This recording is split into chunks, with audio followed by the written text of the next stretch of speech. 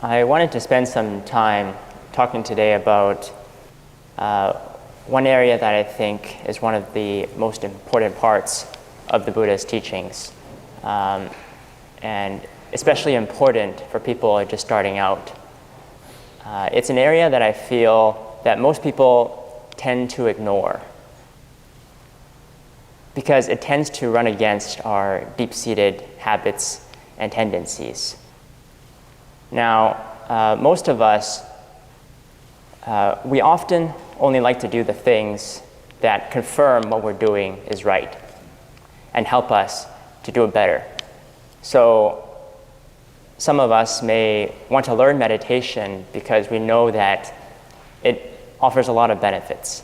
It helps reduce stress, it improves focus and awareness, it helps with memory, it helps with decision-making abilities. So these people, they use meditation as a self-improvement tool to help them fulfill their own personal desires.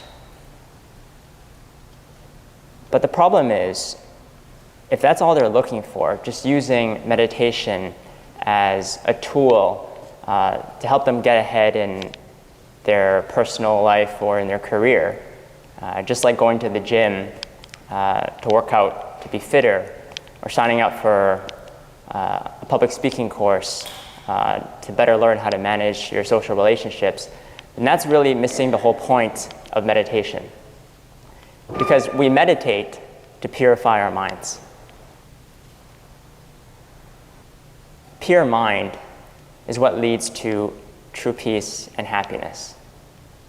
And a pure mind is free of all afflictive emotions and negative defilements. But often, we try to do one thing to improve our condition, but we don't realize that we do a lot of other things that are impeding us from making progress.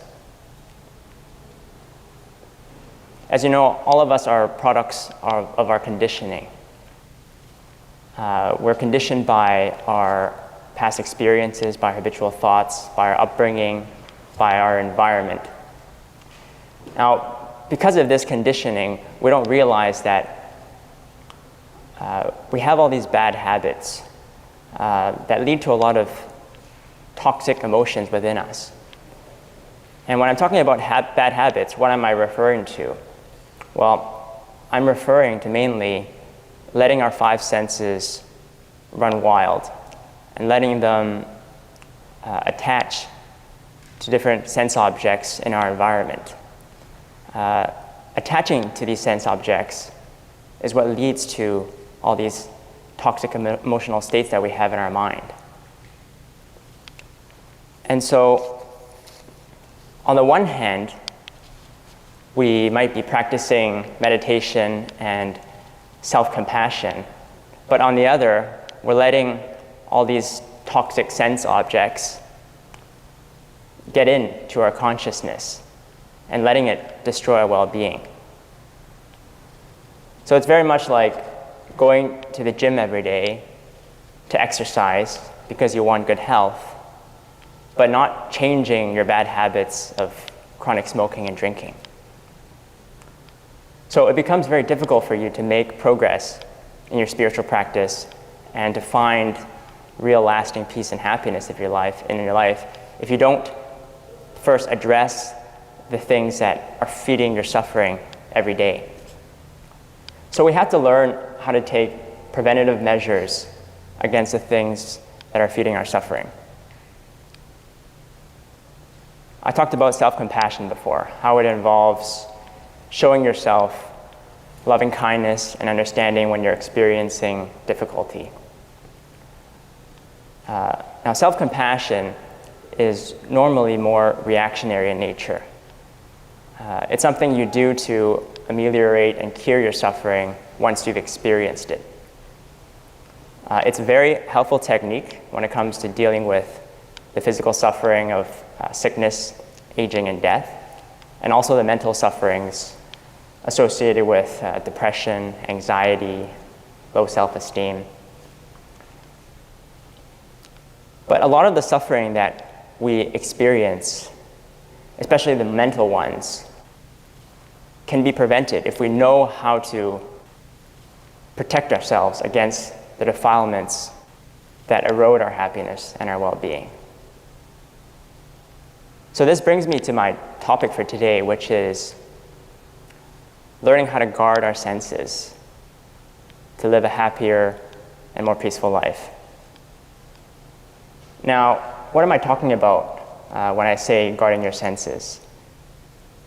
Well, normally our 5 sense doors, our eyes, our ears, our nose, our tongue, and our body, are wide open to the world.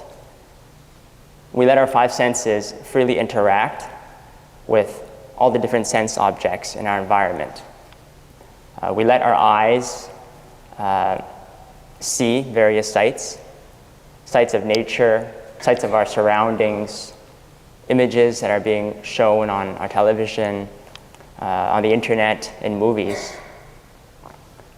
And we also let our ears listen to various sounds, music, speech, the sound of people talking, the sound of traffic.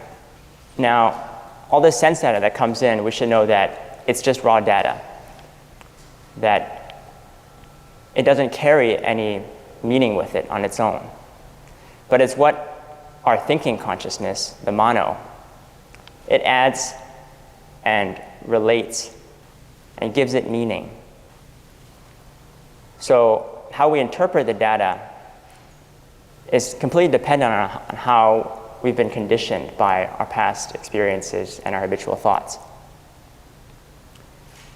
So in my last talk, I talked about mindfulness and where we should be placing our mindfulness. The fact that we should not be placing it on just the object or on the observer, but really in the space between us and the object. So instead of looking at what we see, we should look at how we see. How are we relating to this object? Are we putting desire and craving in that space? Are we putting ill will and aversion? So the Buddha told us that our conditioned minds are dominated by desire, hatred, and delusion. And so when we let our senses interact with all the different objects in our environment, we're predominantly placing desire, hatred, and delusion in that space between us and the object. So for example, when you see a man or a woman who you find is attractive, you reflect on the pleasantness of how beautiful or handsome that person looks. And in that process, you give rise to feelings of desire and craving. And if we're not conscious of those emotions when they come up, then we let it brew in our mind until it results in a reaction and an action to try to satisfy that craving. So the whole concept of guarding your senses is to withdraw your attention away from the object, to abstain from thinking about it before you get led away unconsciously by the emotions that it carries with it. So we learn not to dwell on the object anymore. We let it go. Because we know that attaching to those objects will lead to all these toxic emotional states in us. And so we let it go. So in many ways, you can think of it as the equivalent of early detection for a disease like cancer. You try to eliminate the problem before it gets to be a serious condition. You try to nip the problem in the bud when it's still treatable. Now, the question that then arises is, how do we go about guarding our senses?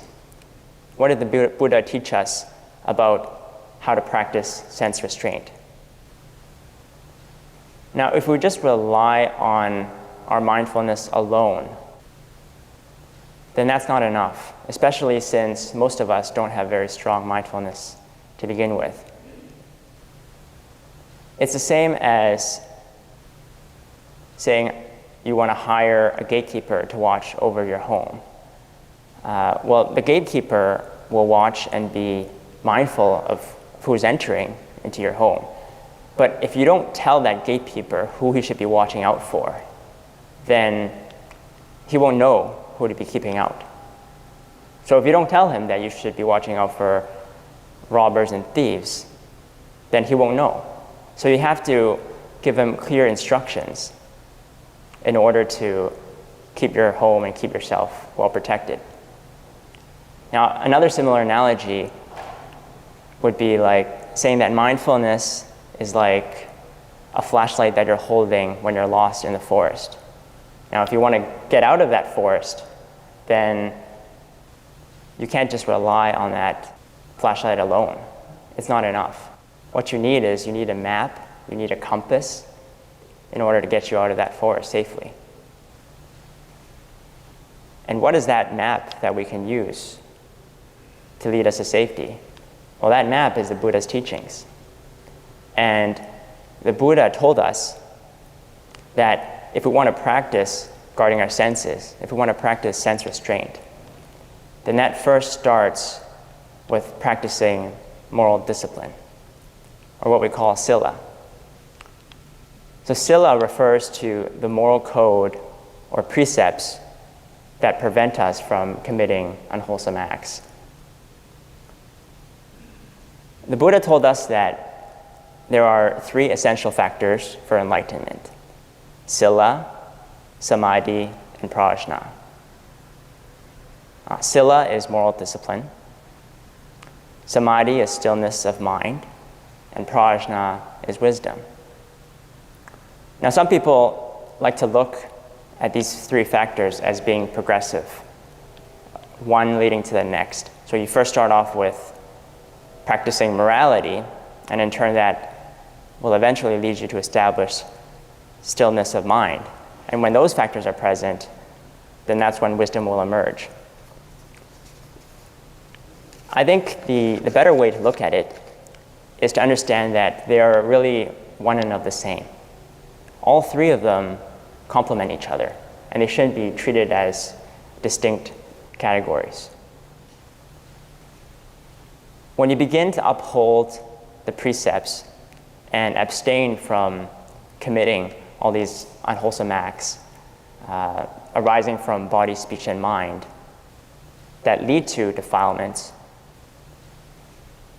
when you lessen those defilements, you begin to establish stillness of mind. But at the same time, when your mind is established in stillness and clarity, you become more mindful and aware of what's happening around you. So you begin to pick up on even all the most subtle and refined actions that lead to your suffering. And so that goes back to further developing your moral discipline. So you can see that all the factors, they reinforce each other, and they should be treated as equally important in your practice. Now, when we're guarding our senses, we're not just talking about sila, but we're really talking about all three factors.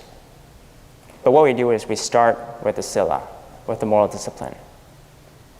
And that refers to taking and upholding the moral precepts as instructed by the Buddha.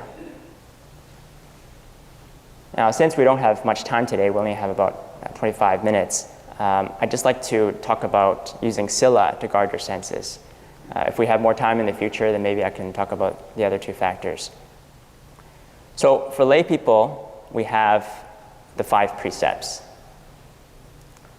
How many of us here have taken the 5 precepts? So all the people who have the brown sashes. So the 5 precepts, what are they? Abstaining from killing, abstaining from stealing, abstaining from sexual misconduct, abstaining from false speech, and abstaining from taking intoxicants. Now, monks, we have 250 precepts that we have to follow, quite a few more. And By no stretch of the imagination is it easy to follow all 250. And the nuns, well, the going gets tougher for them even more. They have 348. Now, Sila addresses the crudest defilements that we face when we interact with our outside sense objects. It helps us abstain from the actions that cause negative karmic energies that lead to our suffering. Now, the crude defilements, what are they like? Well, they're like the thieves and the robbers that you tell the gatekeeper to keep out. Because if you let them in, then they will rob you and everyone around you from peace and happiness. And what about the refined defilements? What are they like? Well, I like to think of them as the monsters disguised as the mother-in-law. So they're much harder to spot. It takes a lot of mindfulness to be able to see through it. But going back to the crude defilements, we take the precepts and we uphold them in order to prevent the crude defilements from eating away into our happiness and well-being. So the first is abstaining from killing. So this includes abstaining from killing all animals. Animals have the capacity to feel and to experience emotion just as humans do. So we don't take their life to satiate our appetites. And when you come to think of it, the act of killing, it's really a result of this strong attachment to desire, hatred, and ignorance. So we abstain from killing. Now, neither do we steal. That's the second one.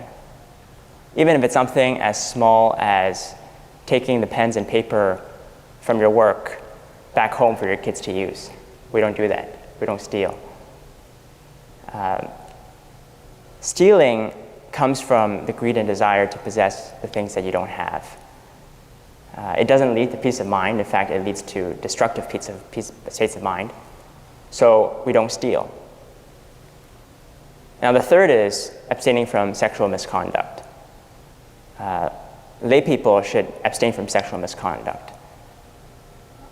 Monks and nuns, we have to be celibate. So we completely renounce any sort of that stuff. But we should know that sexual activity that comes from lust and desire for the body and for pleasant feelings. And especially in the case of misconduct, which is having a relationship with someone other than your husband or wife, it causes a lot of suffering for all the parties involved, and it leads to a lot of toxic emotional states in you that eat away at your eat away at your happiness.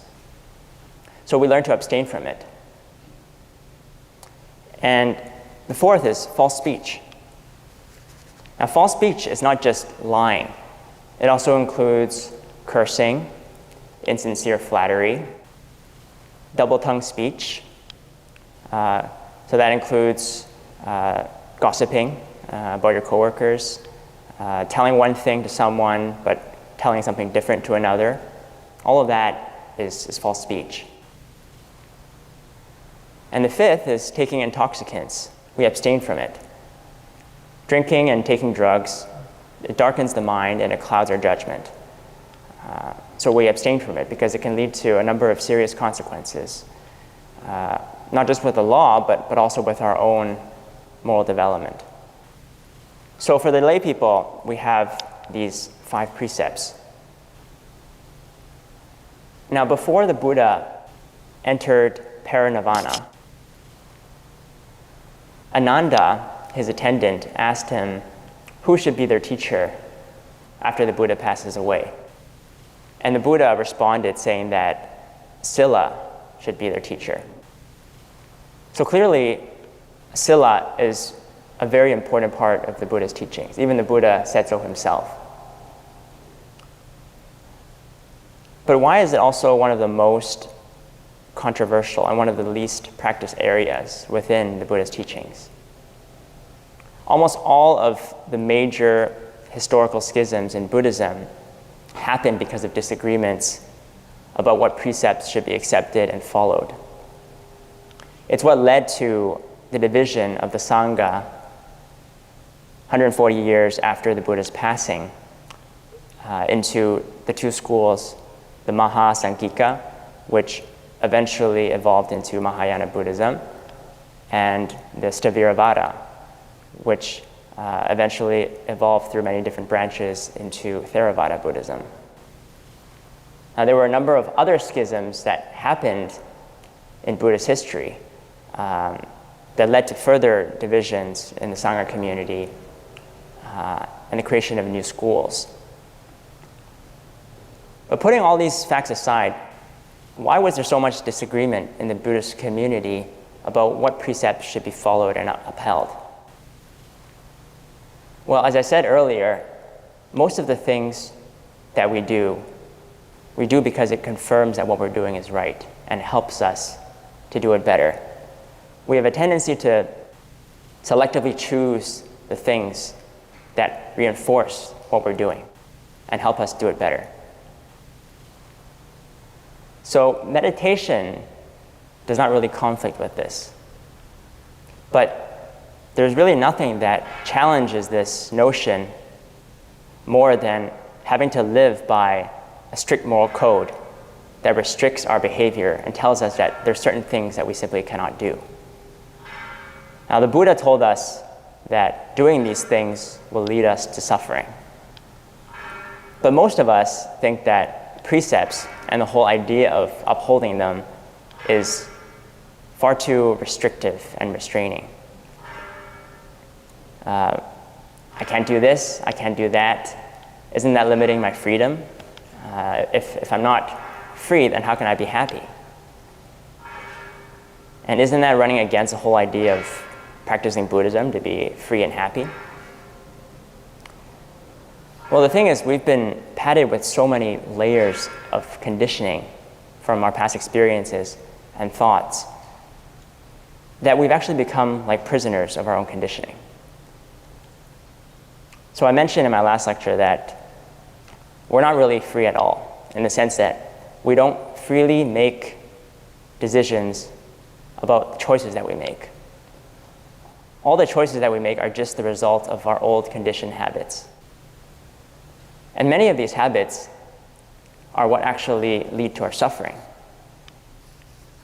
And the habit that the Buddha said is one of the most detrimental to us is letting our senses run wild and not properly guarding them.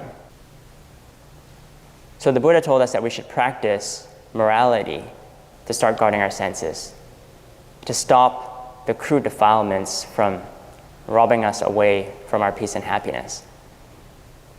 So it's taking prevention against the things that diminish our well-being and cause us to suffer. So when you come to think of it, that is actually what leads to true freedom, freedom from suffering.